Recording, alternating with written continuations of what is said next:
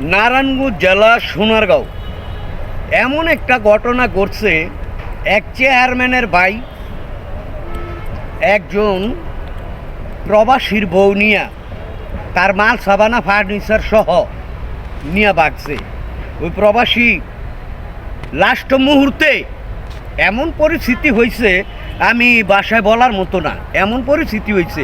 এই প্রবাসী এখন কান্দে, প্রতিনিয়ত কান্দে। আর কালকে আমার আব্বু বলতেছে আরে একটা মাইয়া দেখে বিয়া করাই দিতাম। আর বিষয়টা হলো আমাদের বৈদ্যারবাজার ইউনিয়নে এই ঘটনাটা। হ্যাঁ, এই যে একটা দুর্ঘটনা, হ্যাঁ, এই যে একটা মানুষের জীবন, যার জন্য আপনি প্রবাসে গেলেন টাকা পয়সা কামাই করে আনতে, সেই লোকটাই যদি আপনার দুঃখ না বুঝে আরেকজনের সাথে চলে যায়, এটা কি কোনো ভালো কাজ? সবচেয়ে নির্দিষ্ট কাজ। আমার সাথে কথা বলছেন যে আমার ফার্নিচার সহ নিয়ে গেছেন, অথচ এই পোলাগো 3 তলা একটা বাড়ি আছে মিয়া। তার বাপের সাথে কথা বলছি, তার সাথে কথা বলছি, কয়েকটা মাইয়া দেখতাম। আমি তো আর ঘটক না, আমি মাইয়া দেখতে পারবো না। হ্যাঁ, যারাই আছেন প্রবাসে থাকেন, 2-4-5 জন পোলাপান যদি থাকে, পারলে শ্বশুর বাড়িতে বউ রাইখা যাইবেন। বাপ মারে না থুইয়া যাইবেন, বাপ মারে 9, 6, 12, 14 বুঝাইয়া আরেক বেটার লইয়া ভাগে।